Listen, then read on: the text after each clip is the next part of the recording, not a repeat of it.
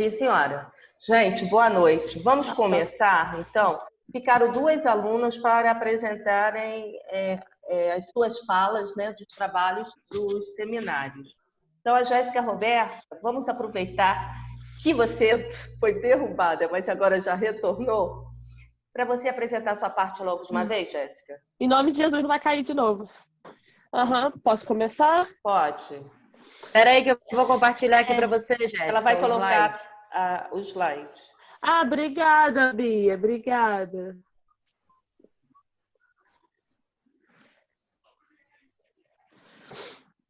Ai, Senhor, não deixa a sua parte é o Ideário Escolar Novista? O Ideário Escolar Novista. Tá bom. Isso aí. Então, vamos lá. Posso? Pode? Deve? Peraí que eu vou botar. Então.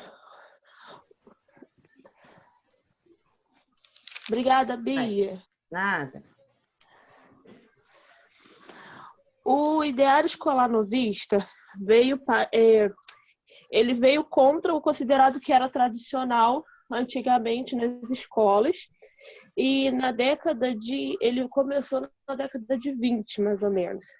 E a intenção era que todos fossem incluídos nas escolas, porque antigamente tinha uma discriminação em questão de você ter dinheiro, sua cor, questão de raça.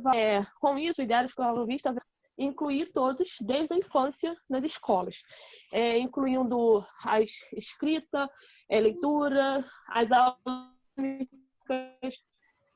As crianças não ficariam fixas dentro de um local, elas iriam ter contato com o objeto, entendeu?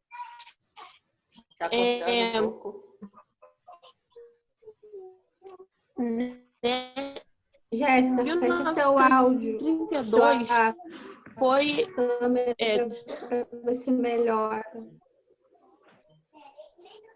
Desliguei. Melhorou? Melhorou. Posso continuar? Pode. Nem sei Melhorou bem. Tá. As preocupações educacionais da época deu início ao Manifesto dos Pioneiros da Educação Nova, em 1932. E, assim, na frente, liderando, tinha Anísio Teixeira, Roquete Pinto, Mário Casasanta, Cecília Meirelles, alguns nomes assim que é mais conhecido. No caso, Cecília Meirelles, muita gente já ouviu falar. E, infelizmente, ainda 43 anos após esse manifesto, muita coisa ainda não tinha sido colocada em prática.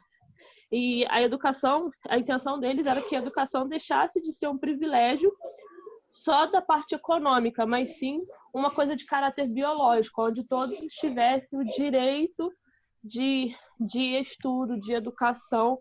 A intenção deles, eles pregavam que a educação deveria ser uma função essencial, pública e gratuita, e que se tornasse uma coisa necessária no dia a dia de todas as crianças, que antigamente não era assim.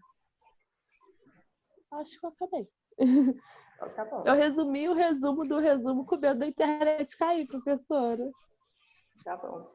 É mais ou menos isso. Obrigada. Será Obrigada a você pela oportunidade. Nayara chegou? Acho que não. Nayara também não apresentou. Ela não tá, não. Pelo menos para mim não tá aparecendo, não, professor. Mas não tem problema. Sabe o que eu vou fazer? Eu vou começar a aula, porque a aula é um pouco extensa, e no final ela fala. Obrigada, professora. Tá? Obrigada, tá? Foi bom porque não caiu, mas ficou assim meio... Eu falei tão rápido com o meio do E do início Caiu. estava cortando um pouquinho, mas depois que desligou o áudio, melhorou muito. Tá bom, obrigada. Então, deixa eu compartilhar aqui a minha tela. Nós vamos trabalhar hoje o nosso último assunto, né, da nossa disciplina, que vai cair na nossa avaliação também, que é o processo de ensino na escola. Como que ele ocorre, né?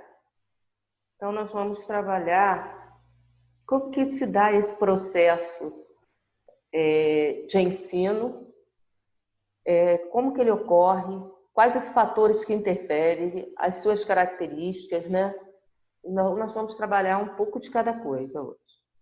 Então, gente, a combinação de objetivos, conteúdos, métodos e forma de organização de estudo fazem parte das atividades escolares, que é caracterizada pelo magistério, que tem a finalidade de fazer com que os alunos assimilem o quê? Os conhecimentos, as habilidades e hábitos para desenvolver sua capacidade cognitiva. Então, com isso há uma relação de reciprocidade entre quem? Alunos e professores. Até tem um texto do Libânio, né, que eu vou até trabalhar amanhã no segundo período, que fala a relação professor e aluno de sala de aula. E essa relação de reciprocidade sempre vai ocorrer numa relação de sala de aula, né? No fazer pedagógico, na hora de você trabalhar, de você mostrar o seu trabalho de sala de aula, sempre vai haver essa relação entre alunos e professores. Então, a unidade ensino-aprendizagem. Então, a aprendizagem vai se concretizar na interligação de dois momentos indissociáveis. Primeiro, é a transmissão e depois é a assimilação ativa de conhecimentos e habilidades dentro das condições específicas de cada situação didática. Então, primeiro é o processo de transmissão. Tem que ter alguém para transmitir. No caso, quem é que transmite? Quem transmite, Professor. gente? O professor. Há uma troca, né? E muitas vezes também, quem transmite também? O aluno. O aluno também ensina muita coisa, não é verdade, gente? A gente acaba aprendendo com eles. Depois que a Beatriz estava dando a aula e o menino levou o... O que ele levou mesmo? Eu esqueci. Foi um giz de quadro. Então, o giz de quadro. E começou a... Ele te deu uma aula naquele dia, né? Então, você também aprende. Então, a assimilação ativa de conhecimentos e habilidades dentro das condições específicas de cada situação didática. E cada situação didática, ela vai ser de acordo com a turma que você tem. Quem é essa turma que eu tenho?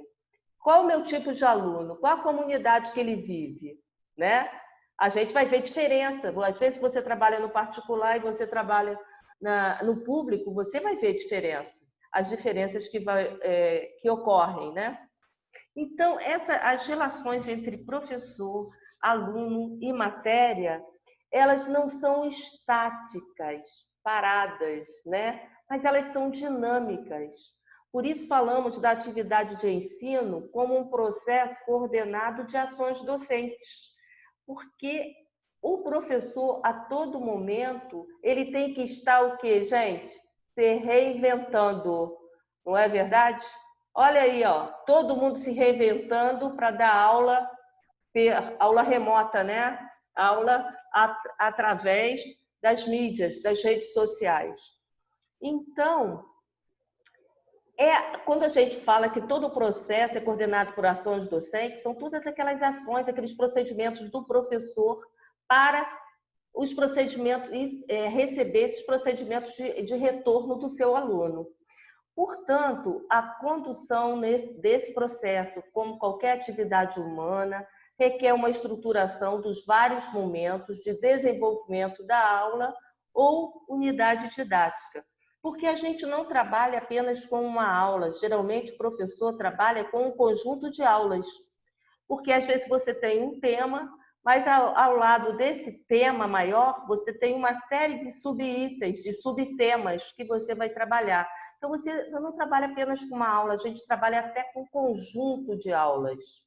E essas aulas, elas passam, às vezes, do conhecimento anterior, mais velho, né, para um conhecimento novo, mas que você precisa voltar nesse conhecimento anterior. Então, quais são as características do processo de ensino? O ensino que consiste em transmitir a matéria ao aluno, e quando o professor reproduz o que está no livro e pratica alguns exercícios de classe e casa, é chamado de ensino que a gente já conhece, tradicional. Esse ensino é o que, na maioria das vezes, as escolas se adaptam melhor, né? Porque é mais fácil, às vezes é o livro didático, é a prática de exercícios ali no cotidiano, não tem, assim, muitas vezes coisas diferentes para fazer, né? Passar para os seus alunos. O ensino, às vezes, é somente transmissivo, reproduz mecanicamente o que absorveu o aluno. O ensino somente transmissivo, gente, ele não cuida de verificar se os alunos estão preparados ou não para enfrentar a matéria nova. É uma coisa que a gente tem que estar sempre em mente. Porque a gente não, quando a gente vai dar uma matéria nova, a gente não faz assim uma recapitulação ou uma conversa dirigida, né? Aquela conversa informal para saber o que eles já conhecem sobre esse assunto. Então, é importante que o ensino não seja apenas transmissivo, a gente tem que saber realmente quais os conteúdos prévios que nossos alunos já possuem. Então, outra coisa também que faz com que esse ensino seja tradicional é aquele ensino onde o trabalho docente fica restrito às paredes da sala de aula, né? Não tem uma preocupação assim prática com a vida cotidiana da criança fora da escola. Como que é bom você fazer uma aula passeio? Como que é bom você sair com seus alunos pelo bairro, pela cidade, e levá-los para ver preços, para ver o jardim que tem próximo da igreja, para eles verem um jardim zoológico, né? A Casa da Era aqui de Vassouras. Olha só, tem tanta coisa que a gente pode fazer, né? Então, esse ensino, muitas vezes, ele é um ensino que não é o ensino tradicional, mas acaba sendo um ensino que a maioria das escolas se adaptam bem. Mas, na realidade, não seria o melhor, né?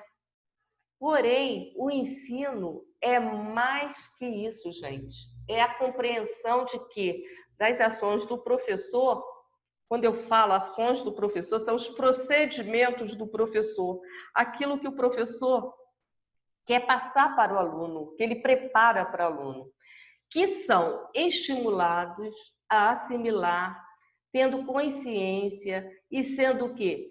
Ativos, né? Os conteúdos das matérias. Esses conteúdos das matérias, eles têm que ser dinâmicos, eles têm que ser chamativos, eles têm que aguçar a curiosidade da criança, dos alunos, o interesse, tem que motivá-los a querer aprender aquele tema, daquela aula.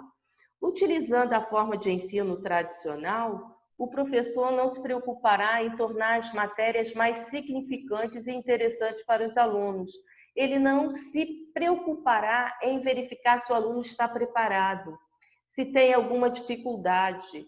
E ainda, o ensino fica restrito às paredes da sala de aula, como eu já falei, não dando a importância que tem a prática. Tem alguns errinhos no texto, mas eu vou corrigir antes de mandar para vocês. Devo colocar amanhã, tá?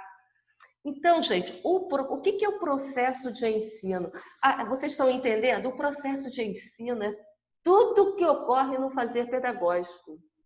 É tudo que ocorre na sala de aula, naquele momento que você está ali preparando, né, os procedimentos que eu falo, os procedimentos do professor para os seus alunos.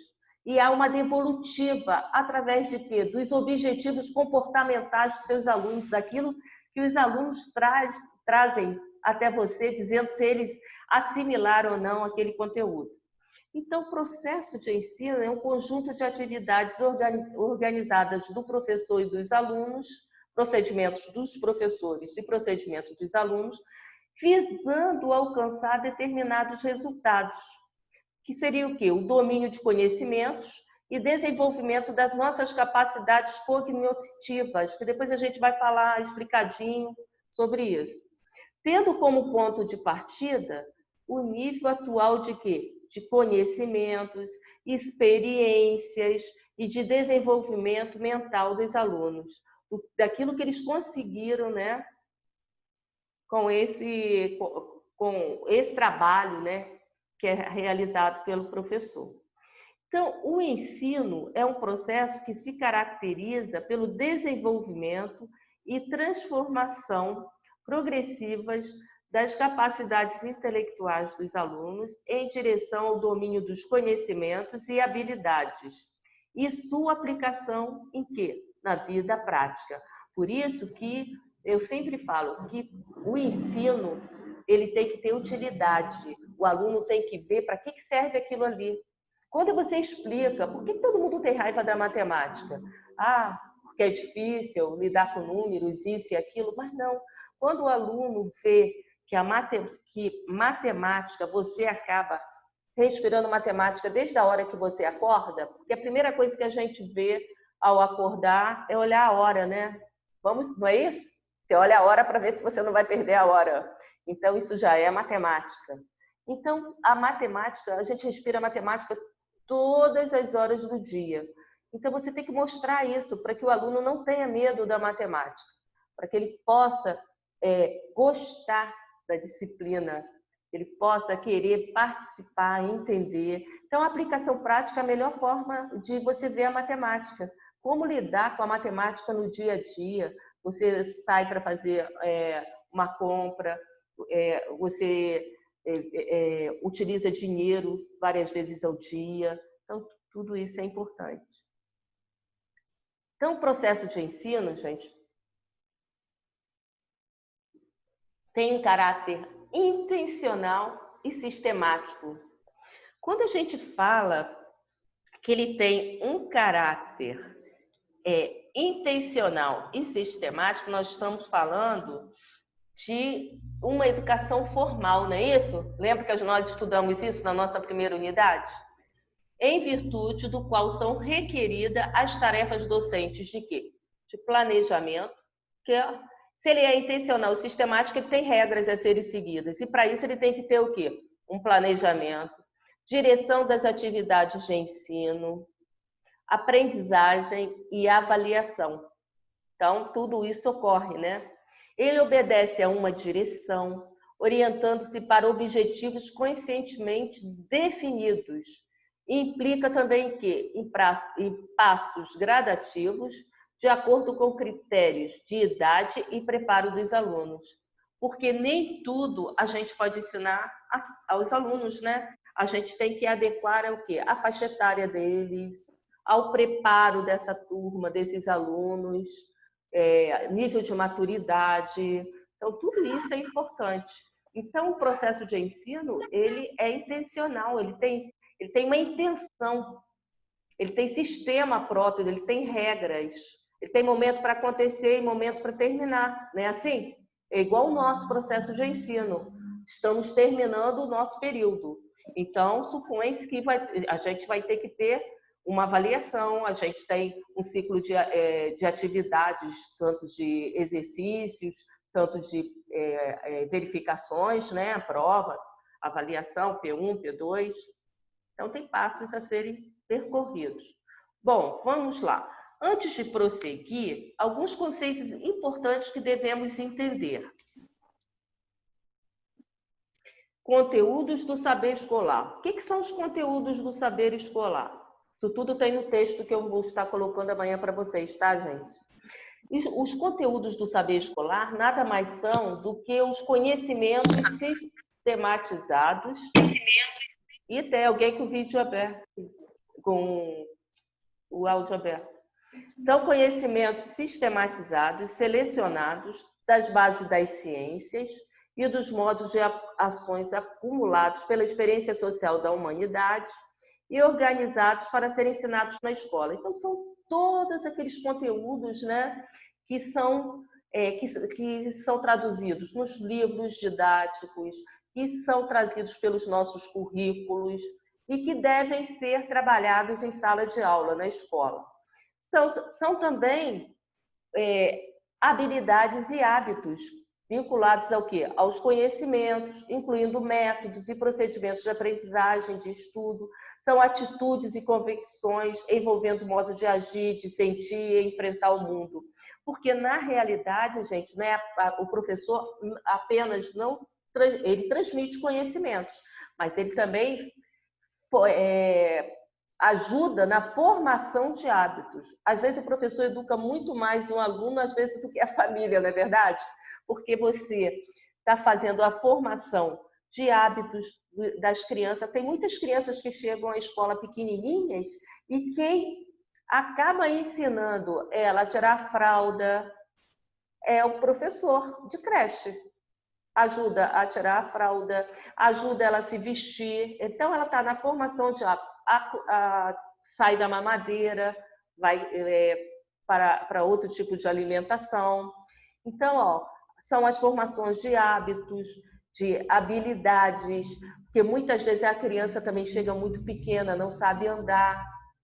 E muitas coisas são feitas exatamente pela escola. As atitudes, quando a gente faz a correção, né, das crianças, na questão dos preconceitos, do preconceito que faz de determinadas coisas, convicções, os modos de agir, de sentir, de enfrentar, dele tratar os colegas, isso tudo é um trabalho nosso, nosso enquanto professor, né? Que a gente está formando pessoas, nós estamos formando cidadãos. Então, o professor, eu acho que o professor trabalha muito, né? Se a gente for ver, nossa senhora, olha quanta coisa está na competência do professor. Ele não apenas transmite somente conhecimentos do conteúdo mínimo, mas ele está todo momento, ele está ali, colocando as crianças para desenvolver os seus hábitos, os seus costumes, de uma forma, né, mais amigável na sala de aula, desenvolvendo atitudes favoráveis à coletividade, para que tudo corra na tranquilidade. Então, o professor ele faz um trabalho muito grande. Tudo é conteúdo do saber escolar, gente. Não é só o conteúdo matéria, mas é também o conteúdo de formação de hábitos, de atitudes para com a coletividade, para o bom entrosamento, né, do fazer pedagógico. Vocês estão entendendo?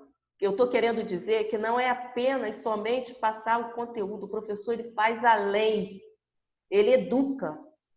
Ô Mariné, então esse saber escolar é tudo que a gente trabalha dentro de sala de aula, dentro da escola. Sim. E eu estou falando que não são apenas os conhecimentos das ciências, né? O que vem nos livros, nos currículos, mas há algo mais. Tem aquele outro tempero, que é a formação de hábitos, de atitudes, de habilidades, que o professor acaba fazendo também. E muitas vezes ele faz e às vezes os pais não fazem. Não é verdade? Aí você está ali, você está fazendo. A gente faz um plus a mais, né? Bom, e as nossas capacidades cognitivas, né? Que são a nível mental, né? São as energias mentais disponíveis em quê? Nos indivíduos. Lembra quando eu falo que tudo a nível cognitivo é quando você pode ter um conceito, princípios, mas exercitar. Aí a gente vai dizer, são as energias mentais disponíveis nos indivíduos, ativadas e desenvolvidas no processo de ensino, em estreita relação com o quê? Com os conhecimentos, com os conceitos, os princípios, com tudo que você vai aprender, tá? A nível quê? Mental, né? A nível cognitivo. Do complexo de capacidades cognitivas, podemos destacar o quê? A exercitação dos sentidos, por exemplo, a questão da observação, você observar, você perceber, a compreensão, você compreender as coisas, você poder generalizar, né? O raciocínio, a memória, a própria linguagem, a motivação, a vontade, tudo isso são atividades cognitivas, né, que estão dentro do nosso complexo de capacidades cognitivas. Agora, existe também a transmissão. O professor organiza os conteúdos e os torna o quê? Didaticamente assimiláveis. Ele provê as condições e os meios de aprendizagem, controla e avalia. Porque é o professor, com base nos objetivos que ele tem que alcançar de determinado conteúdo, ele vai ver quais os métodos que são importantes, né, para aquele conteúdo chegar até os seus alunos. E quando a gente fala os métodos, a gente também lembra dos meios de aprendizagem, que recursos eu posso utilizar, que recursos eu posso levar para a sala de aula para aquele conteúdo chegar mais rapidamente para o meu aluno. E é ele que controla e é ele que avalia também. Então, esse processo de transmissão, né, é feito pelo professor. E tem a assimilação. Aí a assimilação é feita por quem? Pelos nossos alunos. Eles se apropriam de forma ativa e autônoma dos conhecimentos e habilidades. Então, gente, o ensino, ele tem um caráter bilateral em virtude de que ele combina o quê? A atividade do professor. Qual é a atividade do professor? Ensinar. Com a atividade de quem? Do aluno, que é aprender. E há uma interação de dois momentos indissociáveis. Tem a transmissão e assimilação ativa dos conhecimentos e habilidades. Então, há uma interação dessa transmissão e dessa assimilação ativa dos conhecimentos e habilidades. Por quê? Gente, hoje em dia, a gente pode falar que a gente aprende junto também, né? Há uma interação desses dois momentos, tanto da transmissão e tanto da assimilação. Ao mesmo tempo que você está transmitindo, você também está aprendendo de volta com seus alunos. Vai trabalhar, por exemplo, numa comunidade pesqueira, onde as crianças trabalham junto com seus pais, pescam e tudo. Vai trabalhar numa comunidade agrícola, né, de lavoura, onde as crianças sabem tudo. A época que planta feijão, a época que planta não sei o quê, eles sabem, eles te dão uma aula. Então, há o quê? É uma interação desses dois momentos, é uma troca. Isso é importante demais, né? Hoje em dia a gente troca muito com o aluno, né? Universitário, então, a gente troca demais. Porque o que acontece? Vocês que já estão trabalhando na prática, vocês trazem muitas coisas novas para a gente. Por exemplo, eu trabalhei muitos anos atrás. Hoje tudo é diferente, né? As coisas vão se modernizando, a gente vai vendo que as coisas mudam de um tempo para outro. E vocês trazem isso para a sala de aula. A forma de vocês trabalharem, como vocês estão trabalhando, como se passam as coisas. Muitas coisas continuam, mas muitas coisas vão avançando, né? E a gente faz uma troca. Ô, Marinéia, Oi, com querida. relação a essa troca, na escola que eu trabalho, os menores trabalham em cima da abordagem Pickler.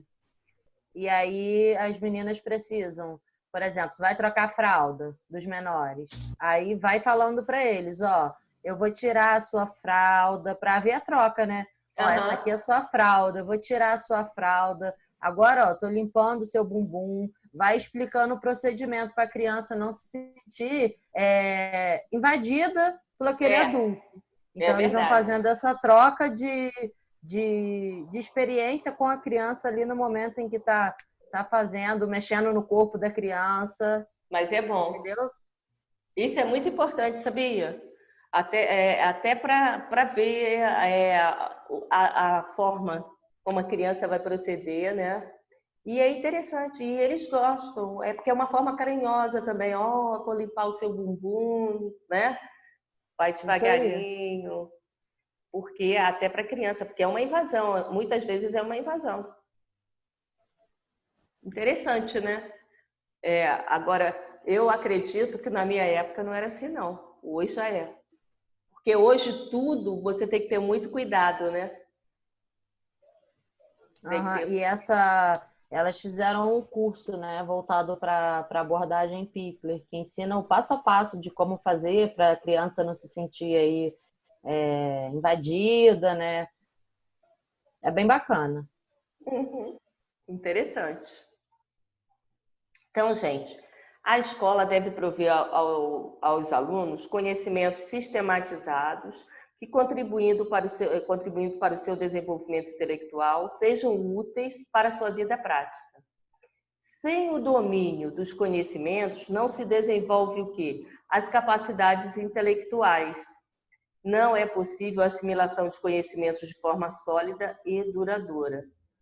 Dizendo de outra maneira, na medida que são assimilados conhecimentos, habilidades e hábitos, são desenvolvidas as capacidades cognitivas indispensáveis para a independência de pensamento e do estudo ativo. Isso é uma matéria que a gente vai ver até depois, o estudo ativo. Como que é feito esse estudo ativo na criança, né? Daí a gente vai falar um pouco de motivação, incentivação, como que o professor tem que proceder, tem muita coisa sobre isso. Ou seja, sem o domínio dos conhecimentos, não se desenvolve as capacidades intelectuais. Não é possível a assimilação de conhecimentos de forma sólida e duradoura. À medida que são assimilados conhecimentos, habilidades e hábitos, são desenvolvidas, então, o quê? As capacidades cognitivas. Processos didáticos básicos, ensino e aprendizagem. Então, qual é a tarefa do professor, gente? Garantir a unidade didática entre ensino e aprendizagem por meio do processo de quê? De ensino. Como diz minha amiga Beatriz, é tudo que ocorre na sala de aula. É o fazer pedagógico, é a sua prática. É ali que vai acontecer isso, que vai garantir essa unidade entre ensino e aprendizagem, né? O ensino, o professor está ali. E a aprendizagem, o nosso aluno está do outro lado. Então, o professor, gente, ele planeja, dirige e controla o processo de ensino com o objetivo de quê? De estimular, de suscitar a atividade própria de aprendizagem. Para compreender melhor o processo, vamos analisar separadamente cada um dos seus componentes. Então, a gente tem, o que é aprendizagem? Bom, aprendizagem, a gente vai ver que a condução do processo de ensino requer uma compreensão clara e segura do processo de aprendizagem. Como as pessoas aprendem? Quais as condições externas e internas, né, que influenciam? Então, isso aqui é importante, porque o que influencia para que eu possa aprender? Então, qualquer atividade humana, ela pode levar o quê? A aprendizagem. Porque desde que nós nascemos, nós estamos o quê, gente? Em processo de aprendizagem, nós estamos aprendendo. E continuamos aprendendo por toda a vida. Então, a aprendizagem, ela não para, né? Então, o educador, gente, ele tem um papel importante para dirigir, que é de dirigir o processo de ensino com o objetivo de quê? De estimular o aluno à atividade própria para a aprendizagem. Então, existem dois tipos de aprendizagem. Isso aí vocês vão rapidamente entender. A primeira é a aprendizagem casual, que ela surge o quê? Naturalmente, né? Da intervenção entre pessoas com o meio que vive. Então, você aprende pela convivência social, pela observação de objetos, você aprende pela observação de acontecimentos, pelo contato com os meios de comunicação, você aprende através de leituras, de conversas, né? As pessoas vão o quê? Acumulando experiências, adquirindo conhecimentos, formando atitudes e convicções, formando sua maneira de ser. Então, ela é casual, ela não é algo planejado. Tá dando para entender? Ela acontece. Já a aprendizagem organizada, ela tem o quê? O objetivo específico de aprender determinado assunto. Então, a aprendizagem organizada é aquela que tem a finalidade específica de aprender determinados conhecimentos, habilidades, normas de convivência social, né? E ela tem que ser o quê? Planejada, né? Ela é intencional, ela é sistemática. Ela está ali, por exemplo, é uma aprendizagem escolar, por exemplo, é tarefa específica do ensino, não é? Então, por exemplo, na escola a gente pode ver, por exemplo, aqui tem até no texto de vocês, que a professora conta uma história, alguns exemplos de aprendizagem escolar, porque essa aprendizagem organizada nada mais é do que a aprendizagem que a gente tem na escola. Então, por exemplo, a professora conta uma história, o aluno recebe o conteúdo da história, vai assimilá-lo, seja memorizando, seja captando a sua mensagem. Aparentemente, a atitude do aluno é passiva, mas, na verdade, ligando a história com sua imaginação, experiência vivida, está trabalhando a história em sua mente. Então, ele está o quê? Aprendendo. O tema da aula, as plantas.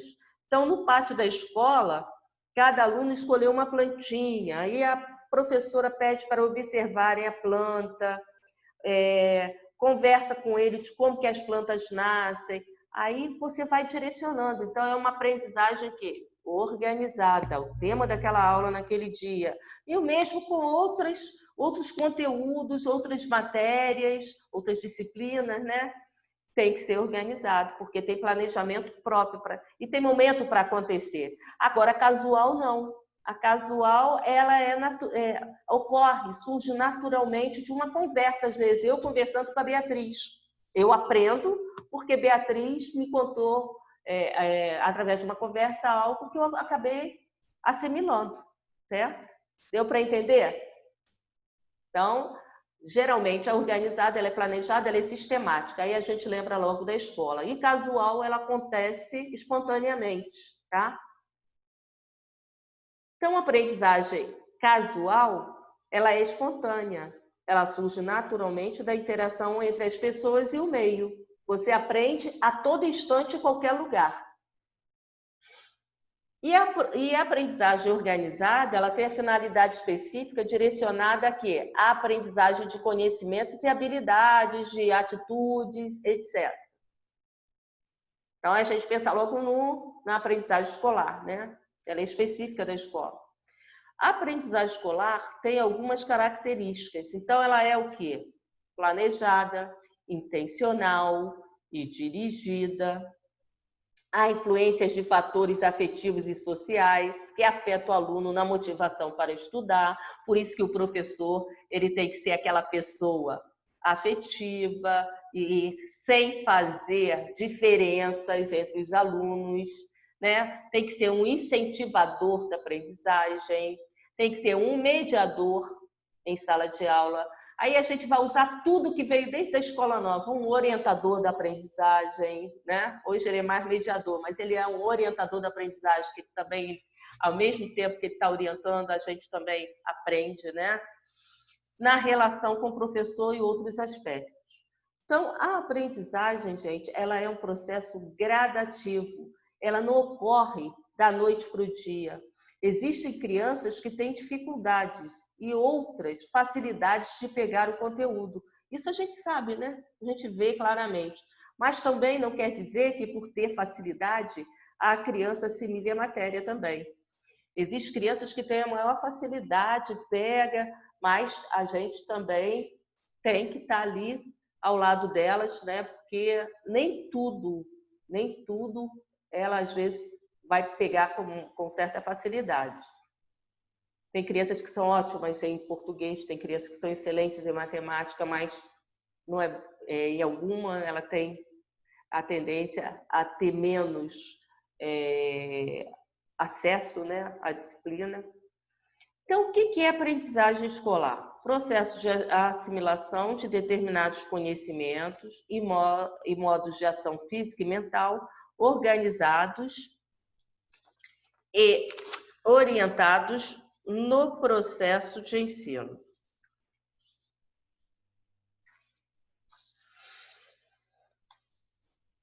Então, nós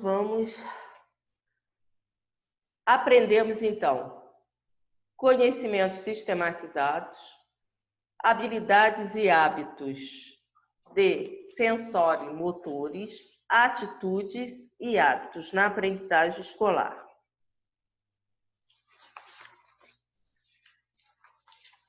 No processo de ensino, aprendizagem, estabelecemos o quê? Objetivos, conteúdos e métodos, mas a assimilação deles é consequência da atividade mental dos alunos. Então, quando a gente, na aprendizagem escolar, tudo isso aqui faz parte do nosso processo de ensino, né? Quando você passa os conhecimentos sistematizados, quando você forma hábitos intelectuais, acessórios motores também, atitudes, tudo na sala de aula. Então, isso tudo faz parte da aprendizagem escolar.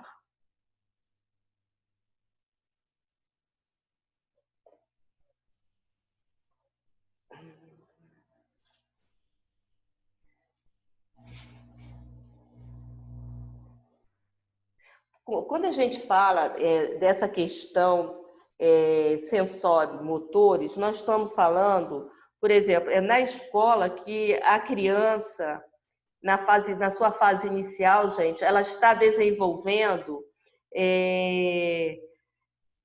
várias coisas, né? Ela aprende a agarrar objetos, ela distingue cores, não é isso? Não começa assim, na fase inicial? Distingue cores, formas, sons, ela começa a andar, ela começa a formar seu equilíbrio.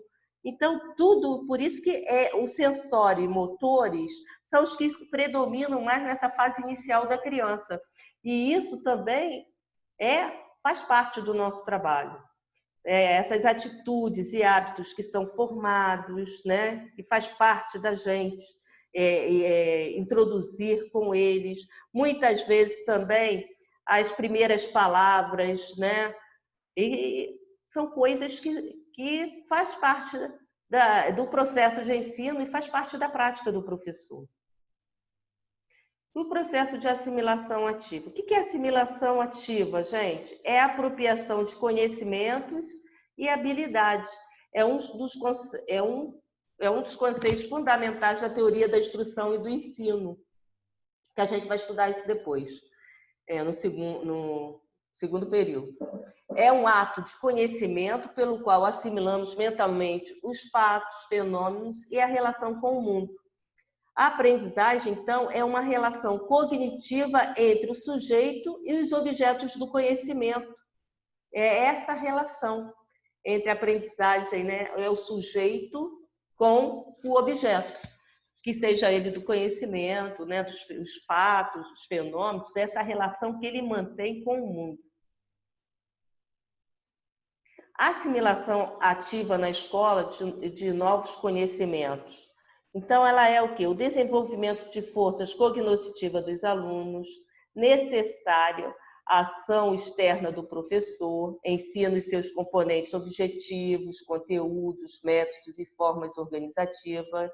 Então, tudo isso é importante para que essa assimilação ativa dos novos conhecimentos chegue até o aluno, né? Que o professor tenha o quê?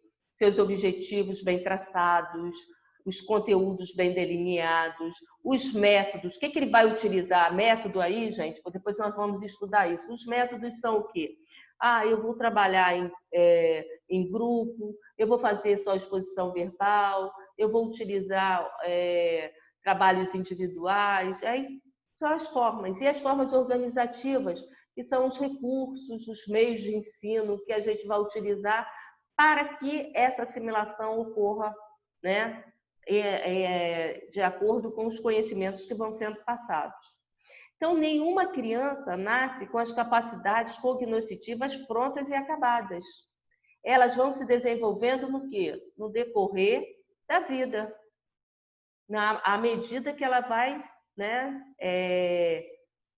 desenvolvendo o seu senso de percepção, de observação, de comparação, de generalização.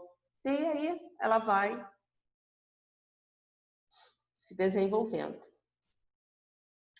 Quais são os níveis de aprendizagem humana?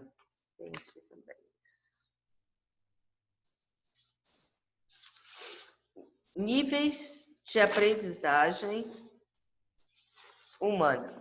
Então, aqui a gente vai ver, eu estou querendo seguir aqui no texto, porque eu acho interessante também fazer uma relação. Então, rapidinho. Bom, os níveis de aprendizagem humana, a gente observa que os meios internos pelos quais o nosso organismo psicológico aprende são bastante complexos, né? Podemos dizer que há 2 níveis de aprendizagem humana, o reflexo e o cognitivo. Então, o nível reflexo, gente, ele vai se referir às sensações pelos quais desenvolvemos processos de quê? De observação e percepção das coisas e nossas ações motoras, formação de hábitos sensório-motores. Então, tudo que está à nossa volta, que a gente pode perceber, né, são importantes. Por isso que elas predominam, a gente costuma dizer que predominam na fase inicial, principalmente do desenvolvimento da criança. Tudo que ela pode pegar, que ela pode agarrar, que ela pode distinguir, como eu já falei, das cores. Então, isso vai ser a nível reflexo, né? Porque muitas delas, às vezes, são obtidas de forma automática e inconsciente, né? Esse nível de aprendizagem, ele continua ocorrendo durante toda a nossa vida humana, né? Durante toda a nossa vida, ele vai ocorrer, é o nível reflexo. E tem o nível cognitivo, que é aquele que se refere à aprendizagem de determinados conhecimentos e operações mentais. Aprendem em contato com o quê? Com o meio e as palavras. Então, se refere à aprendizagem, gente, desses conhecimentos, das nossas operações mentais, né, de forma consciente. Temos a compreensão e generalização de coisas relacionadas à nossa realidade, bem como pela aquisição de coisas referentes a propriedades e as relações. Então, quando a gente fala por meio, aprende em contato direto com o meio e com as palavras, a gente já está se falando mais no nível cognitivo. Então, existe nesse momentos interligados do processo de assimilação ativa. Então, a gente vai ver que a primeira coisa importante é a observação sensorial. Essa observação sensorial das coisas, propriedades, das semelhanças, diferenças que distinguem externamente, né? E as situações didáticas, de uma forma geral, elas devem ser organizadas para o aluno perceber ativamente o objeto de estudo, seja de forma direta, ações físicas com as coisas do ambiente, seja por forma de ilustrações, demonstrações, seja de forma indireta também através do uso de palavras. Então, a nossa observação sensorial, a criança aprende muito através dos sentidos, né? Nós sabemos isso.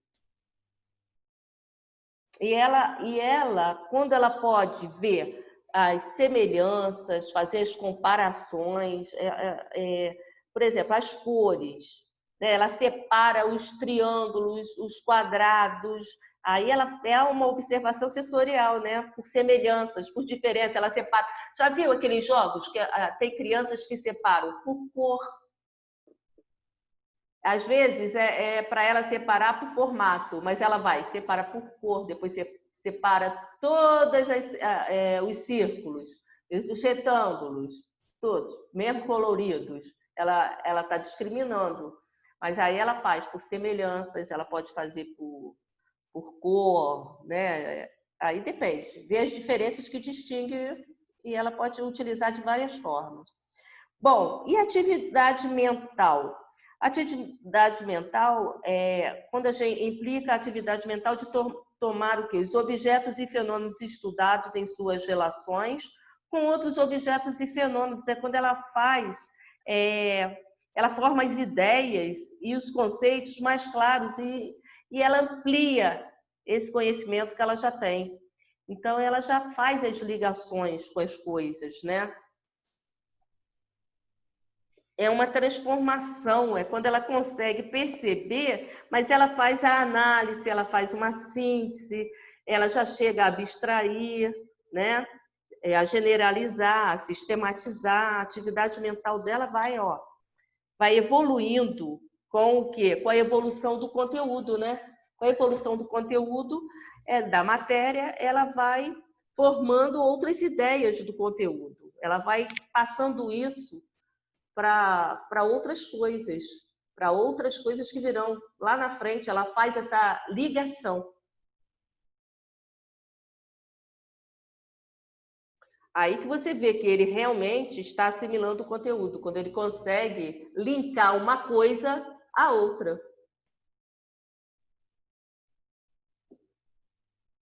E nós temos também as atividades práticas em várias modalidades, por exemplo, de problemas, exercícios, nos quais se verifica o quê? A consolidação e aplicação prática dos conhecimentos e habilidades, daquilo que foi trabalhado, né? Quando você fala em atividades práticas, a gente está sempre se reportando à aplicação e consolidação daquilo que foi trabalhado, seja em forma de exercício, de trabalho, de prova, seja lá de que forma for.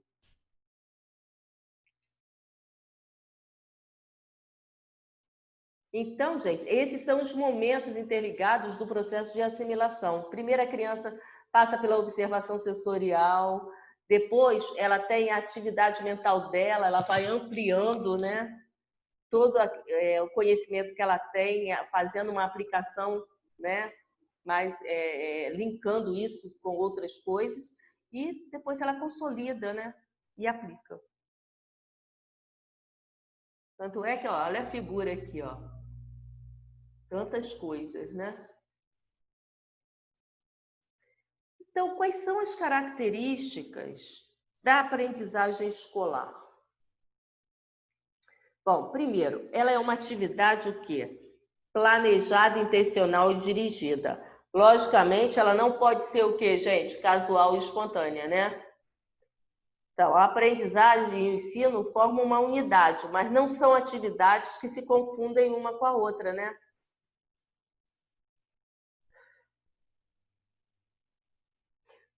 B. O processo de assimilação de conhecimento resulta de quê? Da reflexão, da percepção prático-sensorial e ações mentais que caracterizam o pensamento. C. A influência de fatores afetivos e sociais. Por quê? Por que eles são importantes? Porque eles suscitam o quê? A motivação para o estudo, o que afeta as relações professor e alunos, o que interfere as posições, por exemplo, emocionais dos alunos para enfrentar as tarefas escolares. Então, as influências de fatores afetivos e sociais, eles influem também na aprendizagem escolar. A gente sabe disso. Se a criança não estiver bem, estiver passando por algum problema, a gente sabe, pais que se separam, isso às vezes afeta a aprendizagem da criança. A criança que está na escola, que vai receber um irmãozinho que está enciumada, ela pode voltar a fazer xixi, né? Na roupa. Então, são coisas que afetam. tanto a parte afetiva, a criança que não se sente amada pelo professor, também afeta. Tudo isso afeta a aprendizagem escolar. Conteúdo e ações mentais depende da organização lógica e psicológica das matérias de ensino, né? Porque a organização lógica, ela se refere à sequência, por exemplo, progressiva dos conteúdos, das ideias, habilidades, em nível crescente de complexidade, né? A gente sempre tem que partir do mais fácil para o mais difícil, do mais simples para o mais complexo, né? E a organização psicológica, gente, ela vai se referir à adequação ao nível de desenvolvimento físico e mental, né, das crianças. Por exemplo, se eu estou trabalhando com as crianças da educação infantil, eu não posso dar um exercício, uma atividade física que eles não estejam ainda aptos a fazer. Por exemplo, pular pneus. São crianças muito pequenas. Como é que eles vão fazer aquilo ali? Eles podem cair, podem se machucar. Então, tem que estar tudo de acordo com a idade, né? E nível, né, das crianças. A idade, o desenvolvimento físico e mental das crianças também, né? Bom, vínculo direto com o meio social. Então, isso aí também é muito importante, gente. Quando eu falo, a gente tem que sempre saber as condições de vida das crianças, qual é a relação também da escola com o estudo, a sua percepção e compreensão das matérias.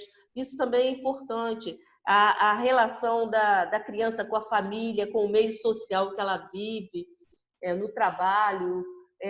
Muitas coisas estão envolvidas nisso aí, né?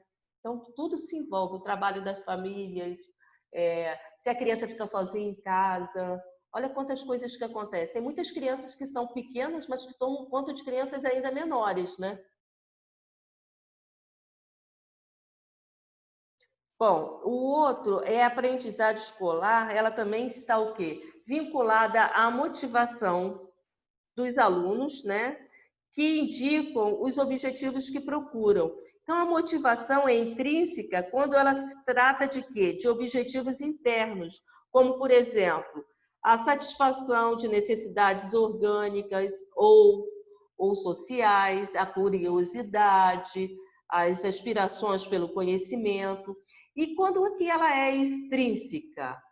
Quando a ação da criança é estimulada de fora, com as exigências da escola, expectativas de benefícios sociais que o estudo pode trazer, por que estudar é importante, a estimulação, por exemplo, do pai, da mãe, da família, né, de uma forma geral, do professor ou dos colegas de sala de aula, aí ela é exterior. E, por último, o trabalho docente, né? Que é a atividade que dá o quê? Unidade ao binômio, ensino-aprendizagem, que é, como a gente já viu, que é o processo de quê? De transmissão pelo professor e assimilação ativa dos conhecimentos pelos alunos. Aí a gente entra em ensino. O ensino é um meio fundamental do progresso intelectual dos alunos. A assimilação ativa dos conhecimentos é o núcleo do ensino, é importante, né? E é a combinação entre a condução do processo de ensino pelo professor e a assimilação ativa do aluno. Então, tem que haver essa combinação, né? O professor transmite, né? E o aluno assimila. Então, o ensino, gente, eles possuem 3 funções inseparáveis. Organizar os conteúdos para a transmissão, oferecendo ao aluno a relação subjetivas com os mesmos. Como que o aluno vai lidar com isso, né? Essa troca, né? Trocar a matéria no horizonte interrogativo do aluno. Como que ele vai lidar com essa matéria? Como que vai ser transmitida essa matéria? traduzir didaticamente a matéria para os alunos, quais são as características socioculturais, seu nível de preparo para que o aluno possa enfrentar a matéria nova, quais os conhecimentos que ele já possui, quais os conhecimentos prévios que ele já possui sobre esse assunto, muita coisa que entra. Bom, e a outra função, são 3 funções inseparáveis, ajuda os alunos nas suas possibilidades de quê? De aprender. Por quê? Orienta as suas dificuldades, indica os métodos, às vezes, de estudo, né? Que poderão ser utilizados, as atividades que podem levá-los a aprender de forma independente, autônoma, os conteúdos. O que pode ajudar os alunos, né? Dirigir e controlar a atividade do professor para os objetivos de aprendizagem. Então, essas 3 funções, elas são inseparáveis, né? Porque organiza-se o conteúdo em função do quê? Do nosso aluno. Os alunos, ajuda os alunos nas suas possibilidades de aprender, detectando dificuldades, avanços, quais os métodos que poderiam melhorar, né, o seu estudo. E agora, cabe a quem isso tudo? Dirigir e controlar a atividade do professor para os objetivos de ensino. O professor tem que ver quais os objetivos que são cabíveis em determinados conteúdos. A atividade de ensino, então, está indissociavelmente ligada à prática social. A unidade entre ensino e aprendizagem. A relação entre ensino e aprendizagem é uma relação recíproca, onde se destaca o papel dirigente do professor e a atividade de quem? Dos alunos. O ensino visa o quê? Estimular, dirigir, incentivar, impulsionar o processo de ensino-aprendizagem.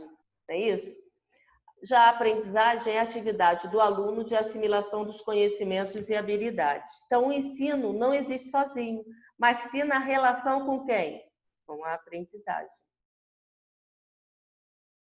O processo de ensino deve estabelecer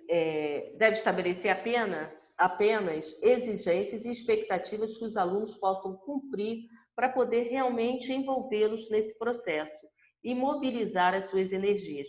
Por isso que é importante o professor ter em mente quais os objetivos que ele quer atingir com aquela aula, né? E que os alunos serão capazes de devolver a eles em comportamentos,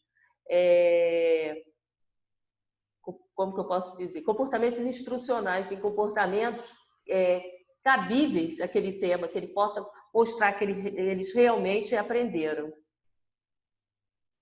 E que possam, olha só, envolvê-los nesse processo, mobilizar suas energias, que os alunos se tornem curiosos, interessados, motivados, né? Que eles possam realmente envolvê-los no processo. Estrutura, componentes e dinâmicas do processo de ensino. Bom, as estruturas e componentes explicam o processo didático como ação recíproca entre 3 componentes. Primeiro, os conteúdos de ensino. Bom, a gente já sabe que os conteúdos compreendem o quê, gente? As matérias, né? Nas quais são sistematizados os conhecimentos, formando a base para quê? Para a concretização dos objetivos de ensino. E o que é o ensino? É a atividade do professor de organização, seleção e explicação dos conteúdos, né? Organização também das atividades de estudo dos alunos, onde a gente encaminha objetivos, conteúdos, métodos, as formas organizativas, meios de ensino, etc. A avaliação também entra, que é importante também. E aprendizagem? Aprendizagem é o quê? A atividade do aluno de assimilação de conhecimentos e habilidades. A gente está falando durante muito tempo sobre isso no texto. E que é aprendizagem? Né? É a atividade do aluno de assimilação de conhecimentos e habilidades.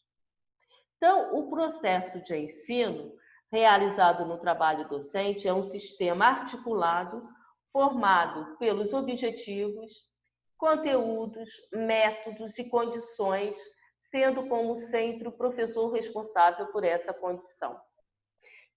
Então, observe o quadro. Aqui a gente tem um quadro que vai na apostila de vocês. Quais são os componentes do processo didático e do processo de ensino? Primeiro, objetivos e conteúdos do sistema escolar. Quais são os objetivos, né? Da escola, do sistema escolar. Esses objetivos, eles são trabalhados, né? São os objetivos do ensino e eles são, quais são as condições? São os conteúdos, os métodos de organização, tudo isso visando o quê? A aprendizagem, né?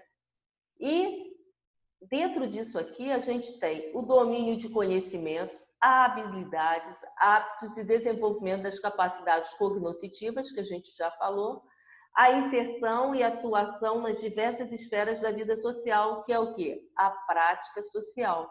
Condições específicas de ensino, condições específicas de aprendizagem.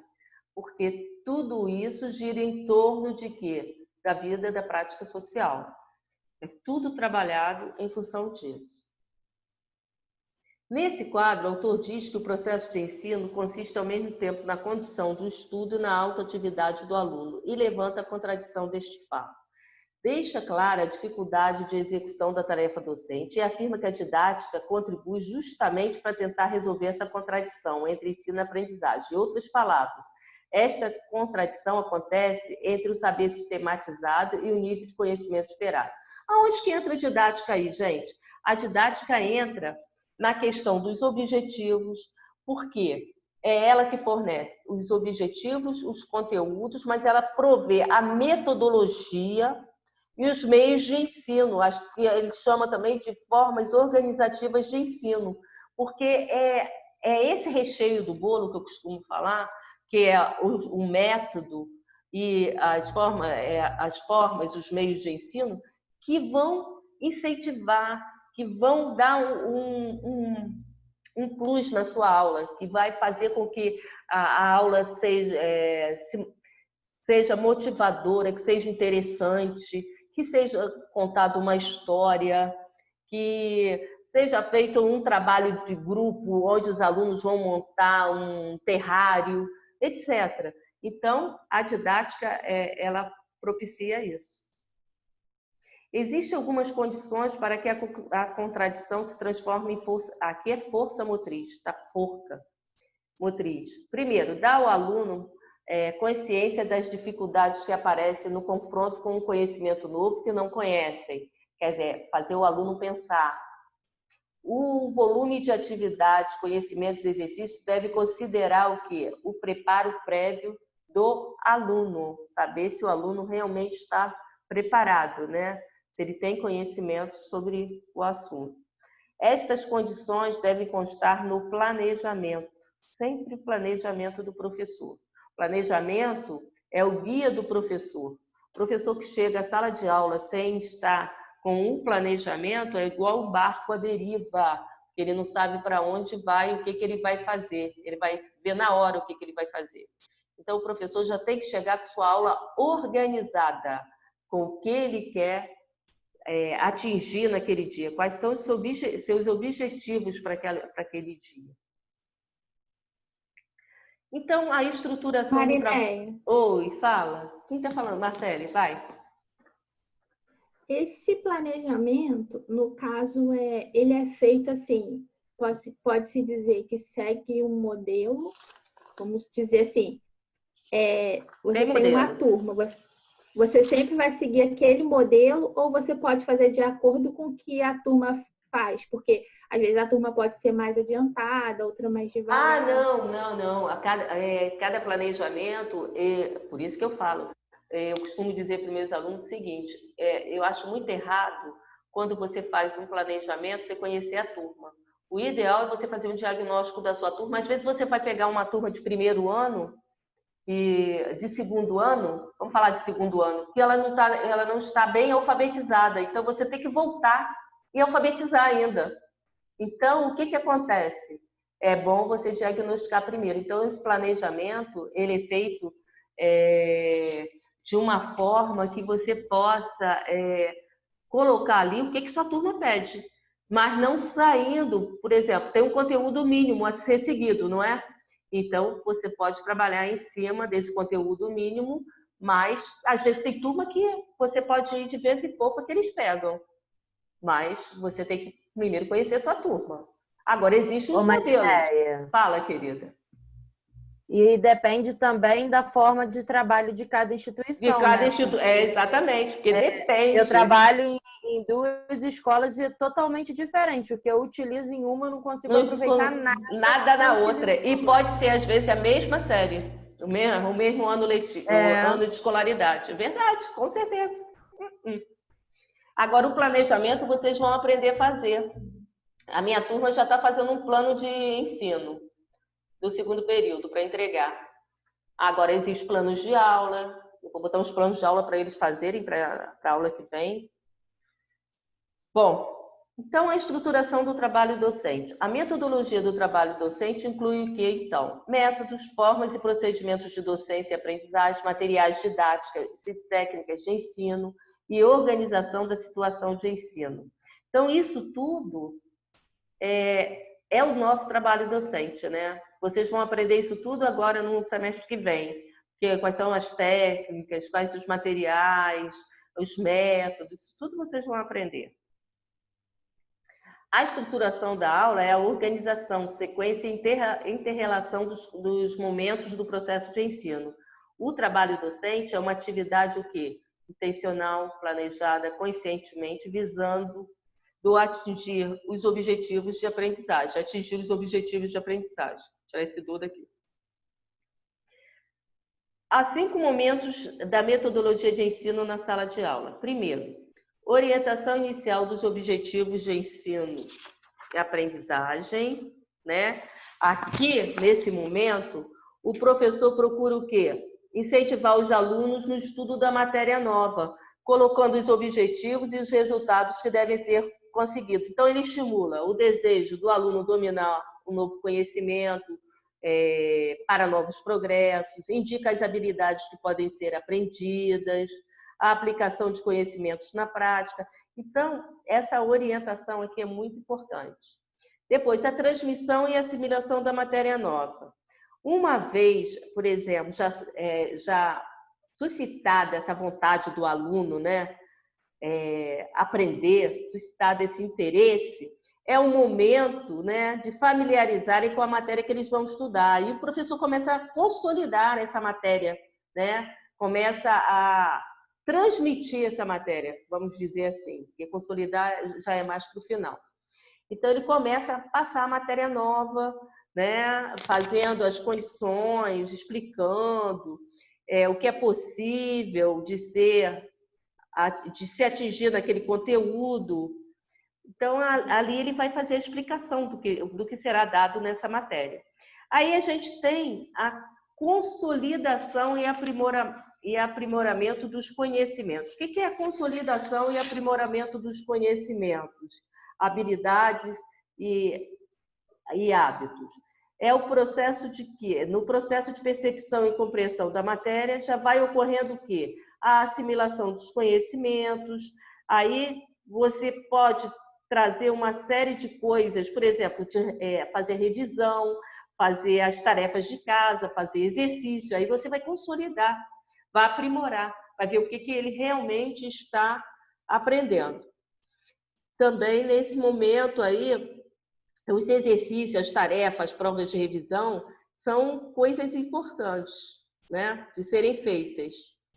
E a aplicação de conhecimentos, habilidades e hábitos. Também não deixam de ser os exercícios também, as revisões, atividades práticas, né? Seria realmente ver se o aluno está entendendo esse conteúdo de uma forma inteira, né? que ele possa sair dali, se ele possa analisar, se ele possa fazer uma síntese crítica, ele possa comparar, é dessa forma. Que ele possa generalizar, levar isso para outras situações. E verificação e assimilação dos conhecimentos e habilidades. Então, ela ocorre em todos os momentos, né? Aí a gente vai estar falando das avaliações. A gente tem vários tipos de, três tipos de avaliação: diagnóstica, tem a formativa e tem a somativa. Uma ocorre durante todo o processo, a diagnóstico pode ocorrer antes da matéria nova, ou antes de uma avaliação, para você saber se os alunos estão ou não entendendo o assunto. E a somativa, ela ocorre quando você quer mensurar alguma coisa, né? Quando você quer dar uma nota. Aí ela vai ocorrer. É aquela avaliação final. Bom, e qual o caráter educativo do processo de ensino e o ensino crítico? Esse caráter educativo do processo de ensino está intimamente ligado ao ensino crítico, dando a ele uma característica mais ampla, determinada social e pedagogicamente. Este ensino é crítico por estar engajado social, político e pedagogicamente, determinando uma postura frente às relações sociais vigentes e à prática social. Porque todo o nosso ensino, se a gente for ver, quando a gente fala do caráter educativo, do processo de ensino e ensino crítico, todo o nosso processo de ensino ele é voltado para o ensino crítico, né? Porque ele permeia toda a nossa prática social que está aí. Todas as relações sociais vigentes e também a nossa prática social, o nosso cotidiano, tudo que ocorre. Há um engajamento com todas as coisas que permeiam o nosso cotidiano, tudo que permeia, que se passa na nossa sociedade. Então, o ensino tem que ser crítico, sim. E esse processo de ensino, ele está atrelado, né, de uma forma geral, ao ensino crítico. Você não tem como separar o que está acontecendo agora, a gente vê por nós mesmos, né? Como que nós podemos separar um momento de pandemia do ensino, do processo de ensino? Está tudo envolvido, né? Cada vez mais a gente tem que estar preparando as crianças para isso, que a gente não sabe como que vai ficar. Ainda nem se fala em voltar, né, gente? Eu estou achando difícil nesse momento. Eu estive na minha cidade esse final de semana e eu fui levar minha mãe para dar uma volta. Gente, eu fiquei abismada. Você podia contar quantas pessoas estavam sem máscara. Muita gente sem máscara mesmo. O pessoal está brincando com coisa séria. Enquanto as pessoas estão morrendo, né? Porque lá na minha cidade já morreram as 3 policiais essa semana e um foi meu aluno. Fiquei tão triste. Tinha sido meu aluno, Bruno. Morreu de Covid. Novo. Ele tinha 40 anos. Bom, é isso. Aí a gente vê aí, tem a prática, a avaliação, os métodos, os professores, o processo de ensino, professor-aluno, o ser. Só para finalizar. Agora, eu não sei se a Nayara entrou. Deixa eu interromper o compartilhamento aqui. Nayara entrou? Gente, é Daniel Prudêncio? Eu não acredito no que eu estou vendo. Daniel? Oi. Meu Deus, eu te mandei um e-mail e o e-mail voltou hoje. Fiquei feliz. Que isso? Mandei e-mail para você. Você não falou que tinha um problema no seu e-mail comigo? Mandei e-mail hoje para você, Daniel. Eu não entrei, eu tô sem o computador ainda. Ah, então foi por isso que voltou. Eu só tô conseguindo acessar pelo celular mesmo. Deixa eu te falar. A gente depois tem que conversar. Eu quero que você depois faça a segunda chamada para fazer a P1. Vai dar tudo certo. Eu tô bem atrasado ainda.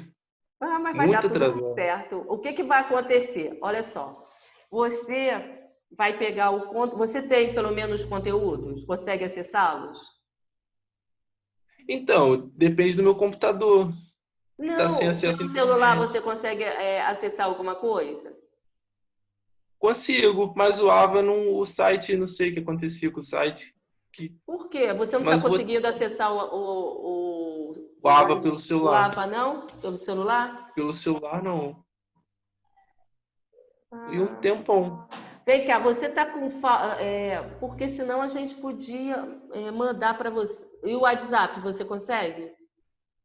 Consigo. Por WhatsApp eu consigo. Podia mandar pelo WhatsApp algumas coisas para você. É isso Seria que. melhor, porque eu já gastei dinheiro pra caramba e o computador nada ainda.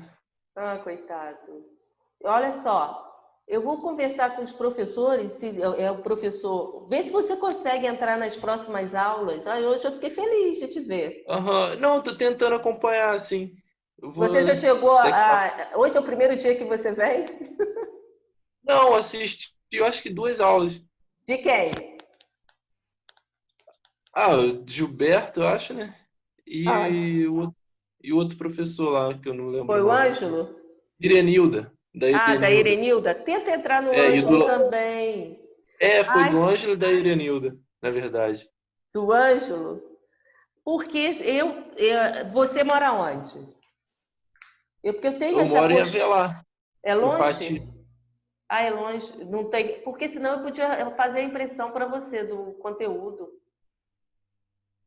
É, eu moro mais ou menos longe. Porque É ou pra. a gente conseguir fotografar e mandar, não sei, Aham. pelo WhatsApp, pelo menos Pelo a WhatsApp é apostila para. bom. Vamos falando com os Pode ser pelo professores, WhatsApp. né? Porque de repente dá para fazer isso para você. Ô, Tá bom, eu Marinete, agradeço. Oi, querida. se de Fala. repente os professores, porque a maioria são slides, se de repente os professores, o material que tiver lá no AVA, ao invés de você fotografar, já manda direto o slide, que dá para mandar pelo telefone. Como é que faz, hein? Eu vou ter que aprender isso para poder mandar para ele. Não é difícil, não. Só você botar, igual eu te falei aquela vez de botar o WhatsApp web Ah, pelo computador, que aí você sim. consegue enviar. Ah, não, não, não, já sei, já sei. Eu posso mandar para ele tudo pelo WhatsApp Web. Agora eu já Isso aí sei. você Vou lá no consegue Clips. enviar. Vou lá no Isso, Clips. você Ah, eu vou consegue mandar para enviar do você amanhã, computador dele. Daniel. Vou mandar tudo para você. Tá Todos os bom. slides e os textos. Eu tenho também. Tá bom, obrigado. Pode ser? Aí vamos Aham, falando, eu vou falar com o pessoal para ver se faz isso pelo tá bom. WhatsApp Web. Aí Aham, eu vou você. tentar seguir as aulas direitinho. Tá bom, querido. É um prazer revê-lo. Fiquei Tá bom. feliz. Porque você é o único que está lá sem uma notinha. Ai, meu Deus. Eu hoje mandei um Nossa, eu nem e-mail para vi. você, o e-mail voltou. Aí você recebeu meus WhatsApps que eu mandei para você? Pelo WhatsApp eu recebi. Então, é que eu mandei até para você. Você não fez a segunda chance, mas você pode fazer a segunda Aham. chamada, não foi? Aí a Aham. Marcele, inclusive, tadinha, ficou eu e a Marcele tentando falar com você. É, eu queria agradecer ela também. Obrigado por, Marcele, né, olha aí, olha tentar quem me veio para a ajudar. aula, Marcele. Quando a alergia ataca, a Nada. empolgação. Que Se bom, Obrigado. precisar mas de alguma agradece a coisa, ela se sim, porque precisar. ela ficou, coitada, eu e ela correndo atrás. Fiquei Obrigado. feliz, tá? É, Amanhã eu tive mesmo, problema Daniel, com. eu vou mandar para você o conteúdo.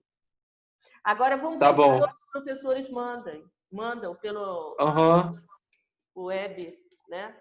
WhatsApp web. Eu também tá tenho bom. alguns materiais salvos no computador. Você tem Se como você mandar para ele? precisar. Você Oi? tem? Você tem como mandar Eu para tenho ele? alguns, eu não baixei todos. O que eu tenho aqui eu consigo mandar. Ah, que Porque no bom. começo eu estava imprimindo, aí eu não baixava, eu imprimia direto, entendeu? Uhum. Assim. Mas eu tenho alguns aqui. Se você quiser, o que eu tenho, eu posso te mandar. Pode ser. Obrigado. Nada. Então, Você está no amanhã. grupo da turma? Tô. Tô Tá. em 2 grupos. Que aí eu te procuro lá e te mando pelo WhatsApp, então.